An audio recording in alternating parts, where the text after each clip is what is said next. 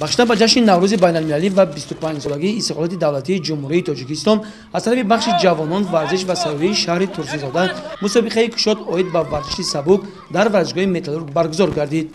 در این مسابقه ورزشگران از شهر و ناحیه‌های شهرینو، حصار و ترسونزاده اشتراک نمودند.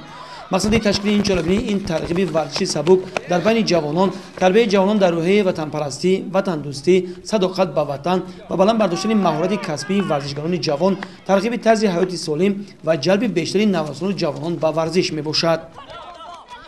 ما دسته‌های شهرینو و شهر ترسونزاده در این مسابقه اشتراک نمودیم و من در مسافه 400 متر جای یکم را گرفتم و تمام ورزشگران با نتیجه خوب در مسابقه اشتراک نمودند.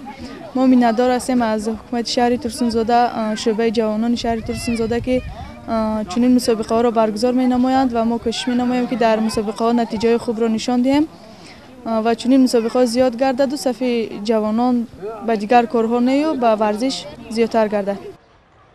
همچنین از طرف بخش جوانان مسابقه کشاد شهر ترسونزاده عاید به تایکوان-دو ETF در بین نوسان و جوانان در کمپلکس ورزشی سمندر 21 گذرانده شد که در اینجا نیز جوانان نورسان از وادی حصار بین خود قوازمایی نمودند.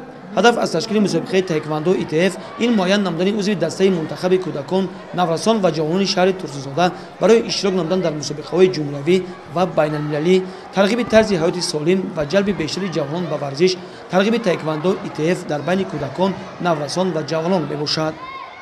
چمپیونکای چند کاراته آسیا هستم. شکرانه صلح و وحدت میکنیم که امروز ما مسابقه برگزار کردیم که آن از تمام ناحیه‌ها و شهر دوشنبه اشتراک دارند. مینداری خود را میرسونم که ما را اینقدر دستگیری میکنند و به چمپیونات ها رفته اشتراک کرده میآییم.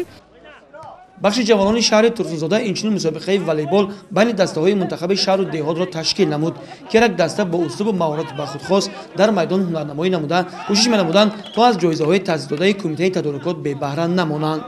در این مسابقه ما از شهر دوشنبه، از ناحیه حصار، از ناحیه شهرینو و از خود ناحیه ترسونزاده قریب 20 جماعت حضور دارد.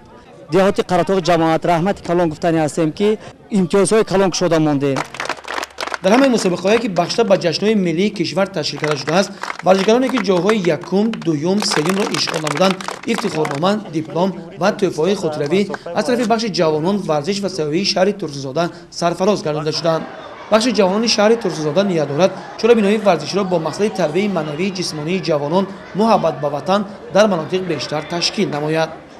گزارش خورشید علیمون فیروز میرزایف از شهر ترسونزاده برای برنامه اطلاعاتی نوید.